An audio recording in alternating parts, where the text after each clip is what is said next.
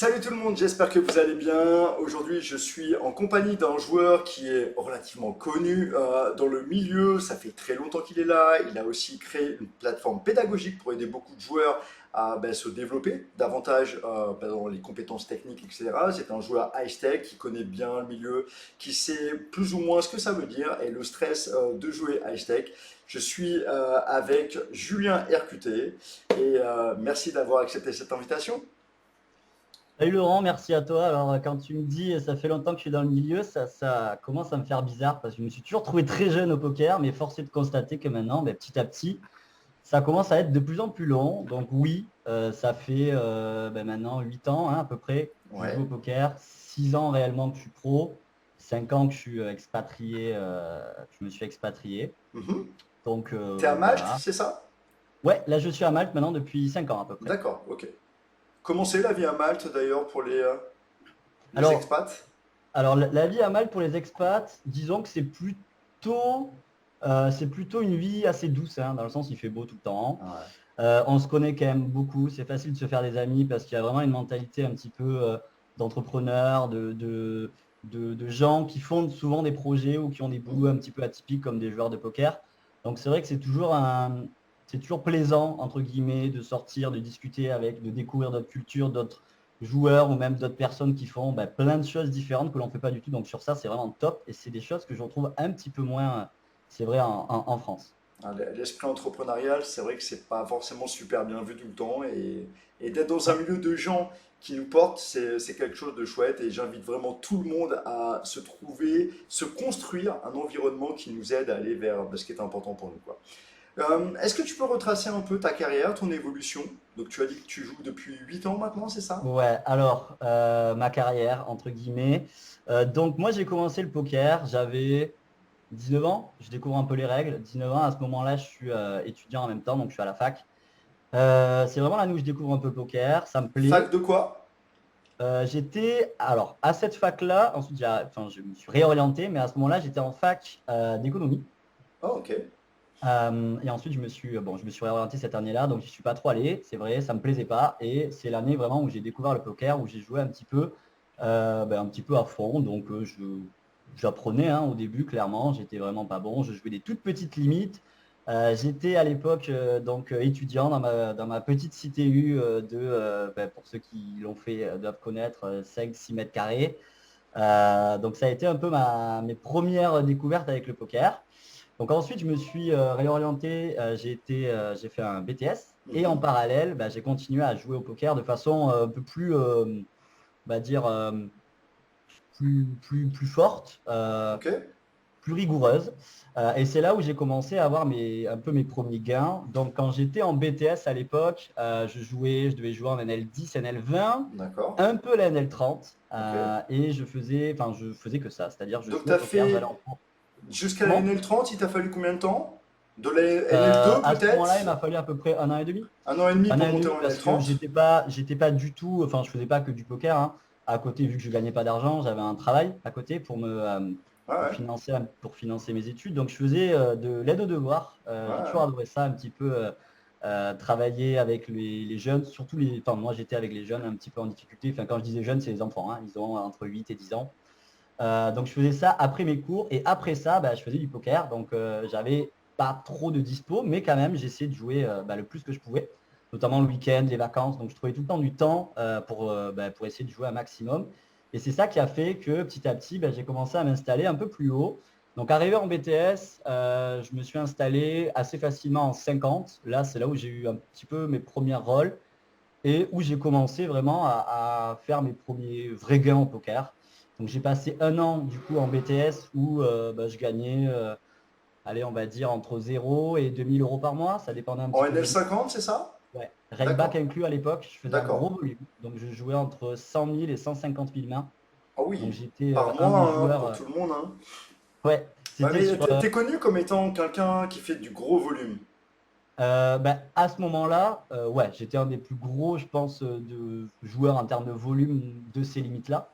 Enfin, on était plusieurs, on était deux, trois, des Français. Mais voilà, donc je jouais énormément. Première année, donc BTS. J'ai construit ma petite rôle un peu comme ça. Et ensuite, je suis passé en seconde année. Donc là, j'ai arrêté de travailler, entre guillemets, à côté après les cours parce que Mhm. le poker commençait à me financer, à me rapporter de quoi payer mon appart, monter un petit peu ma rôle, Mhm. etc. Donc tout s'est bien passé. J'ai monté à peu près, on va dire à l'époque, comme un petit capital de 10 000 à 12 000 € Ok. en L50, en plus de Mhm. financer un peu mes études. Ensuite, je suis allé à la fac, donc en Mhm. L3. Donc en management du sport, ça s'appelait, Ah oui, à Toulouse. Donc du coup, pour ceux qui connaissent, là, je jouais un petit peu plus. Enfin, là, ben, pareil, hein, je progressais un petit peu, donc je gagnais un peu plus. Je commençais à toucher un peu la NL100. Donc j'ai joué pareil pendant un an, la rôle est montée. J'étais toujours en CTU à ce moment-là, donc ça commençait à être long. Ça faisait 4 ans que j'étais en CTU. Et c'est là où j'ai eu un peu mon premier appart à ce moment-là. Donc je devais avoir allez, 23 ans, je dirais à peu près. 23-24 à ce moment-là. Donc pareil, j'ai passé ma licence, je l'ai eu et je suis allé en master. Donc toujours dans la même branche, management du sport. Et là, je commençais à jouer réellement plus cher. Donc j'ai eu mon master et à la fin Quand tu dis de jouer plus cher, du coup, t'es monté à quelle limite à ce moment-là? 100 et je 100, touchais d'accord. un peu la 200. Donc je D'accord. mixais un peu les deux. Donc en fait, tu as fait un passage de la NL2, on va dire, jusqu'à la NL 100-200 en 2-3 ans, 4 ans? Ouais, c'est ça. À peu près. Voilà, en 2-3 ans, Tranquillement. en 4 ans. Ça aurait pu être plus rapide à l'époque, vraiment, je le vois aujourd'hui. Mais bon, avec les cours à côté et Ouais, forcément c'est avec le ça, bien travail aussi sûr. que j'avais pour financer tout ça, donc j'y allais vraiment pas à pas. Et t'as Euh, basculé en pro il y a donc 5 ans maintenant? que réellement j'ai transité pro, Ouais. bah, ça a été à ce moment-là. Donc en seconde année de master, enfin j'ai eu ma première année, j'ai arrêté ma seconde année et je me suis dit, ok, il me reste 2 mois d'été, je vais jouer à fond pendant juillet, août. Et si ces 2 mois-là se passent bien, je ne reprends pas en septembre, je Ouais. ne fais pas mon M2, tant pis. Hmm. Et je fais que du poker et je me lance à fond là-dedans. Donc je ne suis pas sorti de l'été, ça n'a pas été facile, hein. J'ai fait que jouer, que jouer, que jouer. Je vais avec Ouais. mon copain à la plage, mais bon bref. Et ces 2 mois qui sont bien passés, où j'ai gagné à peu près 5 000, donc les Ouais. 2 mois. Donc, j'ai fait 10K. J'avais à ce moment-là à peu près 20-25 000 € Ouais. du coup de rôle. Et en septembre, je me suis dit, allez, go, on fait que du poker. Je me suis inscrit nulle part et c'est Ouais. là où l'aventure a réellement commencé, entre guillemets. Ouais. Après, quelque part, tu étais jeune, enfin plus jeune. Si jamais ça se passait pas très bien, tu avais une voie de Ah, sortie quelque part? c'est un peu ce que je me disais. J'étais quand même, enfin, j'avais mon M1, j'avais 22, allez, j'avais 23 à peu près, 23-24. Je me suis dit, bon, au pire, ça se passe pas bien, bah, la vie continue. Ouais, voilà, On c'est ça. reprendra les études. Je me suis pensé que je pouvais faire quand même plein d'autres choses, qu'il n'y avait pas que le poker dans la vie, que je pouvais m'accomplir dans plein d'autres milieux. Donc, je me suis dit, en gros, hormis du temps et un peu d'argent que j'avais quand même gagné, et une grosse, grosse déception, à pas se mentir, hein, si j'étais pas arrivé, ça aurait été Mhm. un gros échec personnel.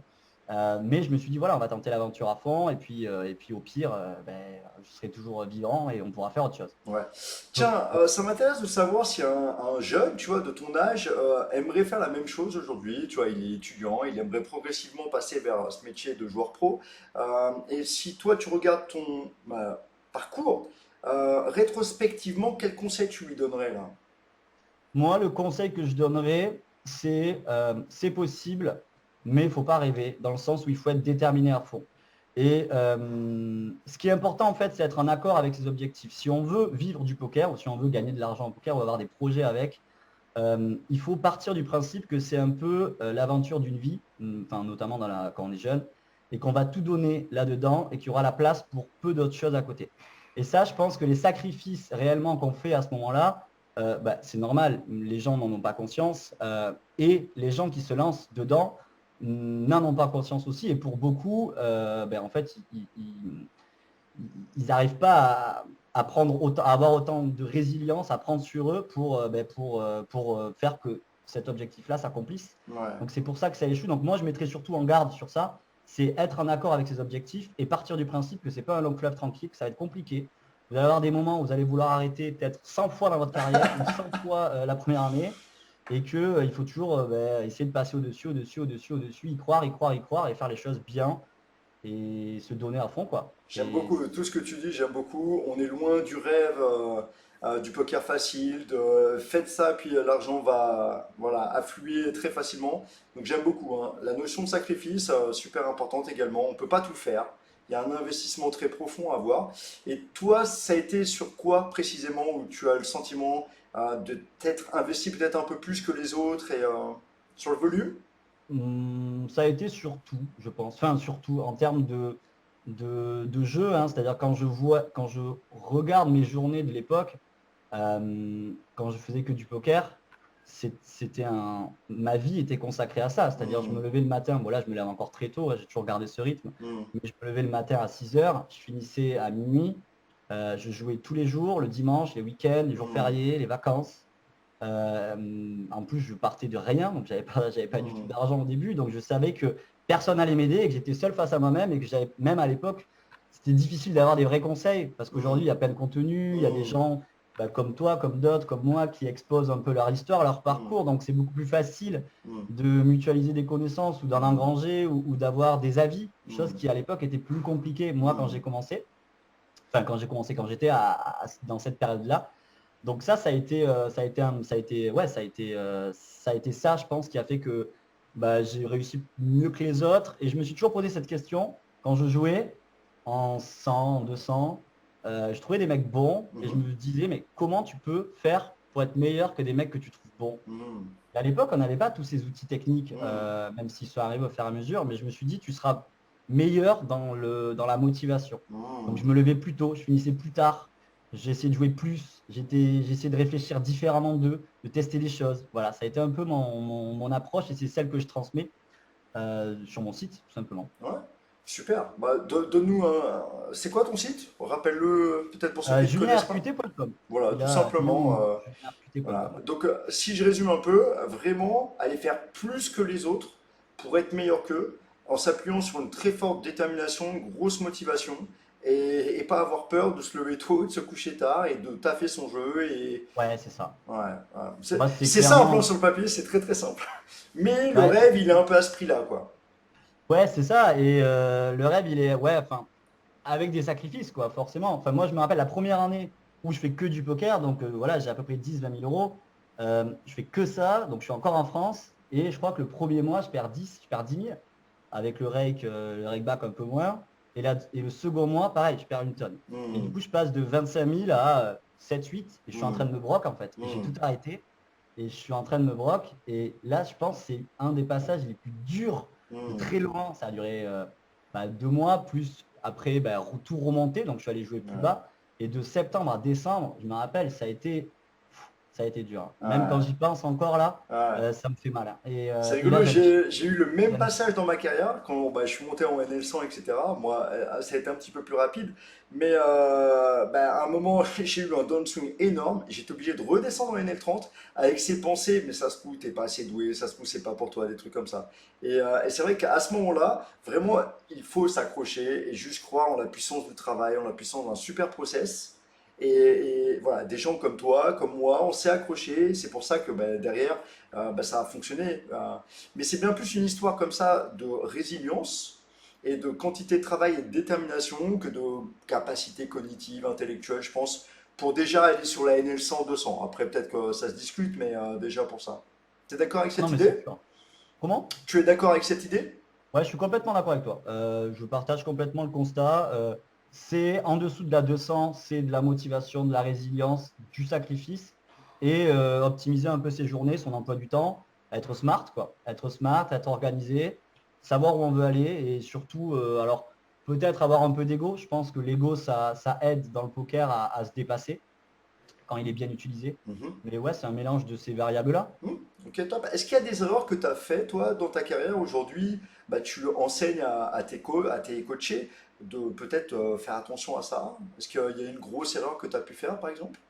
Je pense que les erreurs que j'ai faites, ça a été peut-être le fait qu'au début, ou du moins pendant que j'étais encore en 100, en 200, je ne suis pas monté assez vite. Peut-être je suis trop Hmm, resté un peu dans ma zone de confort pour monter ma rôle. hmm, Et j'ai eu peut-être un an et demi que j'aurais pu optimiser plus rapidement. hmm.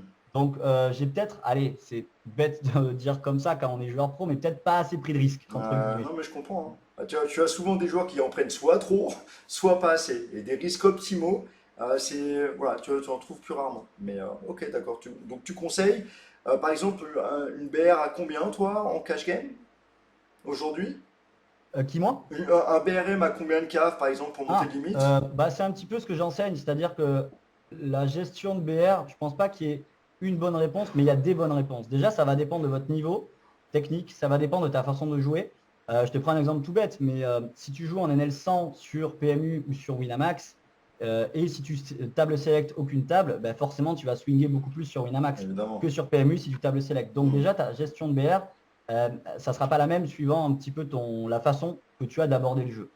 Hmm. La seconde chose, c'est aussi une gestion de risque. Et ce qui est catastrophique au poker, c'est on va dire, de tout perdre si jamais on n'a aucun background derrière. Hmm. Et ça, c'est ce que j'enseigne notamment à des jeunes qui ont 22, 23, voilà, qui étaient un peu comme moi à l'époque. Si je me broquais, j'avais plus rien. Et je pouvais plus vivre, je pouvais même plus manger. Hmm. Pas grand monde allait m'aider. Hmm. Aujourd'hui, si quelqu'un que je coach est médecin et qui gagne 10 ou 7, 8, 9, 10 000 euros par mois, bah, forcément, il n'aura pas la même, Non, il va évidemment. pas avoir la même gestion de risque et il va Hmm. pouvoir bah, jouer plus cher avec moins de buy-in. Donc ça s'adapte par rapport à qui tu es, à Hmm. ton risque de ruine, à ce que tu peux perdre si jamais tu te broques. Donc ça, c'est des points qui sont pour moi fondamentaux dans la gestion de BR. Mais globalement, pour répondre à ta question, je dirais entre 30 et 200 buy-in. Ah Voilà. oui, 30 et 200, tu prends pas Ouais, trop de risques là non plus. ouais, c'est pour ça que c'est vaste. C'est pour Ah, ça non, que non, je. c'est très vache. Puis il faut pas hésiter non plus à redescendre. Si jamais tu vois, pour des gens qui n'auraient pas de plan de sortie quelque part, en fait, bah, on peut monter, mettons, à 50, et puis dès lors qu'on redescend à 45 caves, par exemple, on redescend le limite pour faire aussi des allers-retours. C'est quelque chose de flexible, tu vois. Moi, je le vois un peu comme ça. Ouais, tout à fait. Ouais. Et puis, tout dépend ce que tu veux aussi. C'est-à-dire qu'à un certain niveau, bon, alors je parle pas quand on est en 50 ou en 100, mais moi je le vois quand on commence à jouer la 1000, bon, bah, que tu joues de la 1000 ou de la 600 ou de la 400 ou de la 2000, bah, globalement, l'argent que tu vas générer, peu importe les limites que tu joues, ça sera quand même pas mal d'argent. Donc Ouais, si tu joues ouais. bien, que tu sois en 600 ou en 2K, tu vas gagner. Donc peu Hmm, importe la hmm, limite que tu vas jouer à ce moment-là, c'est ce qui compte, c'est combien tu vas gagner à la fin du mois. Et tu en hmm. as qui gagnent plus en 600 que jouer en 2K. Ouais, ouais, parce qu'ils ont un meilleur win rate, davantage d'edge, etc. Ouais, voilà, tout simplement. Ta limite la plus haute aujourd'hui, c'est quoi? Aujourd'hui, là, j'ai commencé depuis le début de l'année à jouer de la 5000, Ouais, donc de la 25-50 deep en plus. cool. Donc, ça m'a un peu secoué. Tu joues ça sur Euh, quel room? Si c'est. alors, j'ai joué, c'est sur des apps, donc c'est plutôt Ouais, des parties privées. ok. Globalement, c'est sur, on va dire, allez, GG Poker pour ceux qui Ouais, connaissent, ouais, mais ok. plutôt, voilà, plutôt des D'accord. apps. Donc voilà, c'est un peu depuis 5-6 mois, mes premiers. Et justement, comment tu gères ces swings émotionnellement? Est-ce que tu as un coach mental? Nous, on avait fait un coaching, mais il y a 2 ans, on en parlait juste avant. Mais est-ce qu'aujourd'hui, tu es suivi par un préparateur mental? Est-ce que tu travailles ton mental? Comment tu vis ces swings euh, émotionnels? je suis suivi aujourd'hui par un préparateur sportif. Alors, est-ce que c'est différent? Mais en termes de mental pur et dur, non. J'ai pas de coach entre guillemets pour m'entourer. Enfin, je ressens pas l'utilité pour le moment. Mhm. Si jamais, alors après moi je suis quelqu'un qui quand même parle beaucoup, s'intéresse aussi beaucoup aux autres joueurs. Donc c'est vrai que je mutualise pas mal avec des joueurs qui jouent mes limites. Ouais. Et ça me permet aussi d'avoir ben voilà, d'avoir une oreille attentive à des moments, d'avoir des conseils aussi de joueurs meilleurs ou moins bons, Hmm. qui sont toujours ben, super à prendre, hein. Ouais. Et là, encore une fois, on voit l'importance de l'entourage. Et tu vois, comme tu dis, tu as des joueurs autour de toi qui te portent et tout ça, qui te guident, qui te donnent des conseils. Et je pense que beaucoup trop de joueurs de poker n'ont pas cet entourage en fait qui les aide à s'élever vers le haut. Donc, C'est essayer clair. vraiment de créer ce réseau, c'est fondamental, quoi. Et je le vois aussi, tu vois, avec le coaching que je fais. Enfin, moi, je coach moins maintenant, enfin beaucoup moins maintenant, mais je suis encore, voilà, ça m'arrive d'avoir des élèves que je vais former. Ouais, Euh, Ça me fait aussi du bien dans le sens où ben, je me sens responsable par rapport à eux. Donc, même si c'est moi le professeur, hein, ouais, entre ouais. guillemets, ben, ça me responsabilise et ça me pousse à me dépasser toujours, toujours, toujours, parce que je sais qu'ils ont confiance en moi et du coup, j'ai pas envie de les décevoir. Donc, même dans le sens inverse, ben, ça m'aide aussi à Ouais. m'accomplir en quelque sorte. À monter. C'est quoi tes ambitions aujourd'hui? Alors, mes ambitions aujourd'hui, c'est continuer à jouer ce que je joue là. Mhm. Transiter, jouer des parties live très chères. enfin plus cher que ce que je joue là. Et là, j'aimerais, et je l'ai fait d'ailleurs depuis le début de l'année, j'ai commencé un petit peu à jouer le circuit MTT, un peu, le circuit un peu cher. Là, j'ai fait mon premier EPT, c'était à Paris. Voilà, qui s'est bien passé d'ailleurs. Donc là, mon ambition, on va dire à court terme, en ce moment, c'est ça, c'est de continuer à jouer les limites 10-20, 25-50, surtout la 25-50 et voilà, essayer de me dépasser un maximum. Essayer de gagner un titre en live, un titre important. Ça, c'est en termes de poker. Et après, sinon, un peu en objectif de vie, je dirais voyager plus, découvrir plein de choses que j'ai pas eu le temps de découvrir parce qu'au final, je me suis rendu compte que j'ai quand même beaucoup passé de mon temps à ce putain de jeu de cartes, quoi. Et la vie, c'est pas que ça. Donc, Trouver un c'est équilibre. important aussi. Un équilibre entre cette passion qui est assez chronophage et puis en même temps plein d'autres choses, etc. Et un équilibre qui nous permet d'être heureux et joyeux sur le chemin et de tenir sur le long terme, quoi. Ça, c'est fondamental. Du coup, comment tu vois un peu peut-être une approche qui va te permettre de faire ça? Tu vois, est-ce que ta structure actuelle, avec ton organisation actuelle, tu vois, où par exemple tu travailles pas le mental, tu vas les jouer assez cher. Alors quand je dis tu travailles pas le mental, pardon, peut-être que tu le travailles à ta façon, je sais pas, mais t'as pas de coach mental. Est-ce que tu as un coach technique par exemple? Ouais. Enfin, alors j'ai pas un coach technique à proprement parler, j'ai plutôt de groupe de travail, Un on va groupe de dire. travail? Ok. Ouais, où ça mutualise, donc il n'y a pas vraiment de leader entre guillemets, hein, c'est plutôt de la coopération avec des excellents joueurs et enfin des joueurs qui jouent mes limites, quoi, Ouais, tout ouais, ouais, simplement. ouais. J'ai aussi des joueurs, on va dire, qui sont peut-être moins techniques, mais qui ont plus de réseau que moi, notamment sur des grosses games en live, qui ont Mhm, aussi des choses à m'enseigner. mhm, Donc je m'entoure aussi aujourd'hui de ces gens-là. Et depuis, c'est vrai, un an et demi, je me suis rendu compte de l'importance du réseau qu'il y mhm, a, pas simplement sur l'aspect mental, mais aussi sur l'aspect performance, mhm. parce que du coup, ça donne accès à des games qui sont Un peu private inatteignables, et tout entre ça. guillemets. Ouais. Et ça, c'est des choses un peu nouvelles qui arrivent maintenant au poker, qu'on Mhm, parle peu, mais qui, je pense, vont prendre de plus en plus d'importance dans les années à venir. mhm. C'est quoi ta philosophie de jeu, j'allais dire? Donc là, d'un point de vue purement technique, sans dévoiler bien sûr un peu tes secrets, Ouais, ouais, quoi, mais non. peut-être le grand cadre qui, selon toi, en fait, est la voie vers laquelle, en fait, il vaut mieux tendre. Pour tous les jeunes, tu vois, qui veulent aller, est-ce que tu es vers les solvers? Est-ce que tu es plus en mode exploit? Est-ce que tu es... Alors, je vais répondre très clairement à ta question. Euh, j'ai une phrase qui m'a toujours animé, qui est faire ce que ton adversaire n'a pas envie que tu fasses. Point. Et pour moi, c'est... Alors après, pour arriver à faire ce qu'il n'a pas envie de faire, on peut utiliser plusieurs outils différents, on peut s'adapter, on peut utiliser, je sais pas moi, de la théorie, si jamais on prend de l'edge en utilisant de la théorie. Mais vraiment, le but, c'est ça. C'est ne pas donner à ton adversaire ce qu'il veut que tu lui donnes euh, et le déstabiliser un maximum. Donc moi, c'est vraiment mon école, ma façon de concevoir la technique, entre guillemets, enfin ma technique à moi au poker. Ouais, j'aime beaucoup, ça me rappelle l'interview que j'ai fait avec Clément Richez, où lui il prenait du coaching aux échecs avec un des élèves, je crois, de Magnussen, si je ne me trompe pas. Et ça, en fait, la puissance de joueur, c'était vraiment d'emmener les joueurs dans un terrain complètement défavorable auquel ils ne s'attendaient pas. Même si les lignes étaient sous-optimales, finalement, le fait de les sortir de leur zone de confort par des lignes sous-optimales rendait l'ensemble bien plus optimal. Donc, faire ce que l'autre ne veut pas que tu fasses, en fait, c'est un peu l'emmener dans un terrain aussi où il n'a pas envie d'aller là-dedans, quoi. Donc ça veut dire C'est que toi, exactement tu as ça. un jeu très agro, très exploit. Comment tu te qualifierais? Alors, globalement, à mon niveau, il y a, on va dire que pré-flop, flop, ça reste quand même assez carré. Euh, mais là où c'est intéressant au poker, c'est que en high stake, il y a toujours des joueurs qui viennent et qui font un peu, qui animent la partie. Ouais. Donc, c'est marrant de se retrouver avec une partie où tu as 4-5 joueurs extrêmement compétents et un joueur qui fait un peu n'importe quoi, avec des stacks qui sont beaucoup plus gros. Souvent, des fois, c'est 200 bébés, etc. Donc, ça crée complètement une autre dynamique de jeu. Et c'est là où Mm, l'adaptation est super intéressante, où il y a tout qui change. Et mm, par exemple, je te prends un exemple concret. Quand j'ai joué sur des apps, je jouais des tables où les joueurs arrivent au moins avec 200 bébés deep, entre mhm, 200 et 300 bébés deep, avec des antés et avec un VPIP minimum, ou sinon tu te fais buster de la table. mm. Donc du coup, C'est ça rend, vivant. mais ça rend le jeu complètement différent, si Ouais, tu veux. Et quand ouais. tu reviens sur une table de 5-10 normale, tu te dis, Tu mais t'ennuies, c'est c'est pas... lent. Enfin, ouais, il se passe rien, tu vois. Mm. Et donc tout ça Et pour t'arrives à dire, ressentir toutes ces dynamiques? Comment tu t'adaptes à ça, toi? bah, moi, alors, je pense qu'il y a un peu d'instinct Ouais, sur ça. C'est des...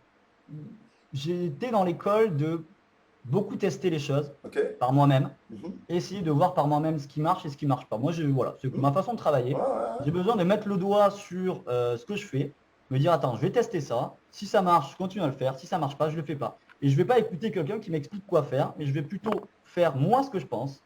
Et au bout de deux, trois murs que je prends, bah, je me dis, OK, ça marche pas, je fais autre chose. Et quand ça marche, je continue. C'est vraiment ma façon, moi, de concevoir le poker dans les hautes limites que je joue pas d'accord. Donc maintenant. tu t'appuies pas trop sur de la théorie qui peut te bloquer. T'es plus un joueur créatif, intuitif quelque part. Alors, la théorie, je pense, enfin, à notre niveau, on la connaît tous, hein. On la connaît tous Ouais, par cœur. ouais. Enfin, allez, je vais dire la théorie, hein. Pré-flop, flop, bon, bah, la GTO, on la connaît quasiment tous à 100 Mm, BB deep. mm, Et tous mes adversaires la connaissent aussi. Donc, je mm, pense pas que sur ça, on va créer véritablement de l'edge. Mais ça va être vraiment sur bah, turn river, sur bah, voilà, les adaptations, sur justement changer, avoir des plays un petit peu plus différents, inclure peut-être des calls avec des mains avec lesquelles on va plutôt 3 bêtes ou l'inverse, augmenter nos fréquences. Il y a mm, plein de moyens. Je vais t'en dire un, peut-être tout bête. Un truc, bon, je peux le dire parce que c'est pas très grave, mais admettons, il y a certains joueurs qui mixent les limites. mhm, Tu as des mecs qui vont jouer 100, 200 et peut-être 400. Bon, ben, si tu sais que tu as les mêmes adversaires dans les trois limites, en 100, moi je sais que j'avais une technique à l'époque où j'étais ultra aggro en 100, mm, j'en mettais partout. Les trackers de mes adversaires, ils étaient mm. tout en vert. Et quand j'arrivais dans ma limite haute, ben, j'étais super tight. Et les Ouais, mecs, avant qu'ils s'adaptent, eh bien, ils mettaient 2 mois. ouais, Et ben non, en fait, je bluffe pas en 400, mais je bluffais en 100. ouais. Et les mecs, ils faisaient pas En fait, tout ça pour dire qu'il y a plein de façons, il y a plein de stratégies Mm, pour induire en erreur ton adversaire. Et c'est le fait de leur faire faire des erreurs qui va te faire gagner de l'argent. mm, mm. Du coup, quelles seraient, toi, en fait, peut-être tes trois qualités, tu penses, là? J'entends tout de suite un peu une forme de créativité, d'intuition. Est-ce que tu vois d'autres qualités? Là, tu as beaucoup parlé de détermination. Est-ce que tu vois d'autres Oui, qualités chez toi ou chez peut-être d'autres joueurs qui réussissent? je pense que ouais, bah déjà la résilience, hein, je Hmm, pense le fait d'être têtu, d'avoir de la résilience, le fait d'être créatif. Et si je dois en avoir une troisième, je dirais ma rigueur, parce que c'est vrai que je déroge jamais ou très rarement à ma routine. Je suis quelqu'un qui se lève toujours très tôt, qui finit assez tard, Tu peux peu nous parler importe. un peu de ta journée type, quelque part? Ouais. Tes routines? J'ai fait une vidéo sur YouTube d'ailleurs qui est pas trop mal Ah! de ma journée type. Bah, globalement, je me lève entre 6 et 7 heures. Ça va dépendre un petit peu bah, quand je me réveille, quoi. Je me force pas. Donc souvent c'est entre 6 et 7. Je fais un bain froid direct quand je me Mhm, lève. Je mange un petit peu et j'enchaîne. Donc je joue. Je joue jusqu'à globalement 11 heures au midi. mhm, À midi, souvent, je travaille un peu pour mon site. Donc pendant une petite heure, je fais une vidéo, je fais un coaching. Bref, mhm, je réponds aux mails. Là, je fais tout ce qui est un peu le travail hein, pour faire du contenu. bien sûr. Ensuite, je vais au sport. Je reviens, je mange. Allez, des fois, je me pose un peu, 20 minutes, 25 minutes parce que je souffle un peu. Ouais. Et je renchaîne l'après-midi, donc je joue. Et je finis généralement vers entre 16 et 17 à peu D'accord, ok. près. Tu te couches à quelle heure, du coup? Je me couche vers entre 10 heures et minuit. Ouais, ce qui te fait 6-7 heures de sommeil à peu près? Ouais, 7 heures à peu près, ouais. Ouais, d'accord. Ok, bon, on a à peu près le même rythme de vie, j'ai l'impression. Ok. Et je sens bah, ce côté très travailleur qui t'anime, quoi.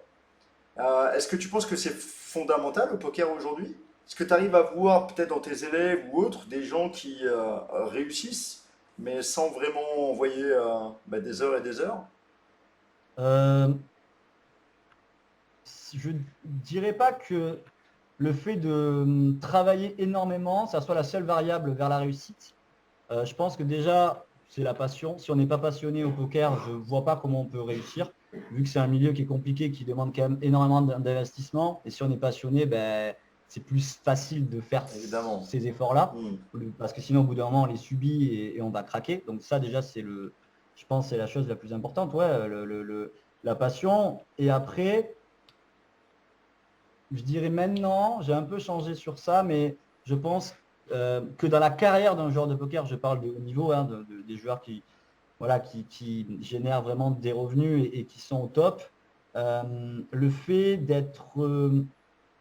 d'être assez smart dans sa façon de concevoir sa carrière. Ça ne s'arrête pas simplement à l'aspect technique, mais ça dépasse ce cadre-là. Ça va être dans sa gestion de ses investissements, ça va être dans la gestion de son entreprise, entre guillemets, dans les deals qu'il peut négocier, l'image qu'il peut renvoyer pour avoir peut-être des contrats ou des opportunités ailleurs.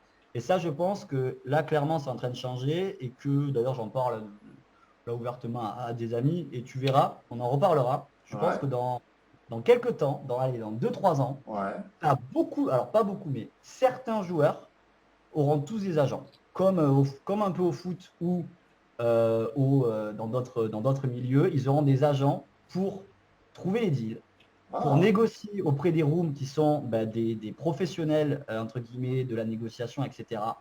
Et tu verras que pour les joueurs les plus, on va dire, les plus connus, ils s'entoureront de gens qui, justement, auront ces compétences-là qu'ils n'ont pas pour gérer au mieux leur carrière et leur devenir. Et ça, j'en d'accord. suis persuadé. Un peu comme un sportif pro, Exactement. quels sont les gens? Ah, ça, c'est intéressant, tu vois, j'avais jamais eu cette discussion-là. Pour peut-être intégrer des parties un peu private, des machins comme ça, et, Ah, ou même négocier avec des rooms. Enfin, du aujourd'hui, rec-back moi, ou quoi? je suis pas sous contrat avec une room, mais je me dis que quand une room négocie avec un joueur un contrat, bah, le joueur, il n'est pas formé pour négocier ce contrat-là. Il va Bien écouter, il sûr. va au pire subir et au mieux accepter ce qu'on lui propose et il sera Hmm. content. Et bah, c'est à ça que sert un agent aussi. Et je pense que dans les années à venir, il y en aura de plus en plus et que les agents serviront aussi à aller chercher des contrats. Alors, pas forcément des contrats de team pro, mais ça peut être des projets ou des parties, comme tu dis. C'est vaste, hein. Ouais. Tiens, parmi tes potes, les gens avec qui tu travailles, etc., est-ce que, sans le citer, hein, mais est-ce qu'il y a peut-être un ou deux mecs, en fait, ou une nana, qui t'impressionnent particulièrement par certaines choses? Oui, Et ça serait quoi leur qualité, justement? les joueurs qui m'im- les joueurs qui m'impressionnent, moi, c'est leur capacité à s'adapter. En fait, j'en ai un là qui m'a impressionné il n'y a pas longtemps. Euh, il était jeune et je trouvais qu'il avait tout compris 5 ans avant les autres. Et cette faculté à écouter les conseils de joueurs qui ont plus d'expérience, à savoir ce qu'il faut éliminer, à savoir ce qu'il faut garder et à avancer comme ça, bah, ça, c'est des qualités un petit peu qui m'impressionnent. Ce concept un peu de gestion de sa carrière, entre guillemets, en prenant de l'expérience des gens qui en ont plus, tout en faisant la sienne et en avançant un petit peu comme ça et en déboulant, quoi. Et ouais, j'ai eu un ou deux joueurs que j'ai trouvé très, très, bon, compétents techniquement, évidemment, Mhm. mais très smart dans leur approche justement, de gérer leur future carrière, quoi. Tiens, et si tu avais deux, trois conseils à donner à tous ceux qui nous écoutent pour gérer sa carrière, imaginons qu'on parte un peu pour une carrière de 10 ans. Est-ce que tu as deux, trois conseils, tu vois, globaux pour, euh, pour bien Ouais, avancer? je dirais déjà essayer d'avoir quelques petites compétences en tout ce qui est, pas dire négo, mais parce que ça reste de la négo au sens simple du terme, mais un petit peu pour pouvoir s'exprimer, pour pouvoir savoir se vendre, entre guillemets, au poker, ça peut servir, notamment auprès de joueurs qui peuvent devenir nos tuteurs, auprès de joueurs qui peuvent nous faire intégrer des parties, être persuasif pour, par exemple, avoir les bons stacking au bon moment. Donc ça, je pense que c'est des notions qu'il faut travailler et qui sont importantes. Pour pouvoir Euh, intégrer des groupes de travail aussi, voilà, exactement. et savoir vendre sa détermination. Et effectivement, vous êtes au-dessus de moi, mais moi, les gars, je vais vous apporter beaucoup d'énergie, je suis bien motivé, tout ça. Savoir en fait aller chercher les opportunités quelque part, Ouais, et savoir les exprimer. les Parce que exprimer. des fois, c'est pas évident. Et moi, j'ai beaucoup travaillé, évolué sur ça, au final, avec mon site. Mais c'est vrai que ma façon de m'exprimer aujourd'hui n'est pas la même qu'il y a 5 ou 6 ans, que ce soit dans les vidéos, ou ma pédagogie, ou même ma façon voilà, de discuter avec d'autres joueurs. Tout ça, je l'ai appris. Et donc ça, je pense que c'est essentiel. Et je dirais aussi, bon, là, je parle pour moi, le fait d'être d'avoir plus de compétences que simplement l'aspect technique. Mais par exemple, pour moi qui ai un site, mieux comprendre un peu le domaine de l'entreprise, entre guillemets, l'aspect entrepreneurial, que ce soit au niveau des deals qu'on peut signer, au niveau des comptes, des déclarations, toutes ces choses-là auxquelles on n'est pas très formé et qu'on apprend un petit peu petit à petit. Ça, c'est super important au poker.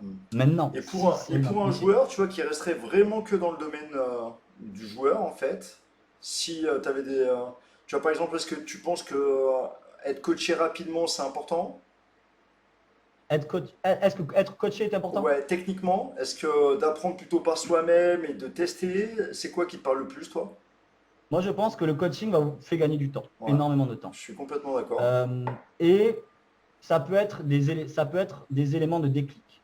Après, chacun l'interprétera différemment, mais coacher, enfin, vous faire coacher va vous donner des déclics, va vous donner des cartes, entre guillemets, hein, sans mauvais jeu de mots, pour que vous puissiez débloquer des cases et des questions que vous ne vous posiez pas. Mhm, Et ça, c'est essentiel et ça fait gagner du temps parce mhm. que le fait de se tromper, des fois, on se trompe pendant 6 mois Ouais, ouais, tout à sur fait. certains axes. Et le Mhm, fait qu'on nous aiguille directement et qu'on nous dit non, non, ça c'est nul, c'est comme mhm. ça qu'il faut. Dès que tu vois la question, eh bien, clac, ça me fait gagner du temps. Et ce temps-là, au poker, ça rapporte beaucoup d'argent, hein, Mhm. forcément. Donc oui, Comment tu pour moi, le travailles ton jeu, coaching. toi, aujourd'hui? Comment? Comment tu travailles ton jeu aujourd'hui, toi? Moi, je bosse beaucoup aujourd'hui, je bosse beaucoup avec les solvers, hein, Mhm, globalement. mhm, Euh, Ça, c'est un peu ma façon de travailler ces choses que j'ai fait sur le tard, entre guillemets. mhm, Je jouais déjà cher quand je me suis vraiment mis à l'étude théorique du jeu. mhm, Et là, ma seconde façon de travailler, qui je trouve est une des plus pertinentes maintenant, c'est l'analyse de data. mhm, C'est-à-dire regarder les datas qu'on a sur un joueur mhm. et essayer de se poser des questions et de se dire, ah, lui, il fait ça, mais qu'est-ce que je pourrais faire? Et ça, c'est le côté un peu marrant où on essaie de chercher des exploits, des trucs. Alors, des fois, on se plante, des fois, ça marche bien. Et donc, ça, je pense que c'est aussi quelque chose qui est, voilà, c'est mes deux façons, mes deux axes, entre guillemets, de travailler la technique aujourd'hui. Ben cool.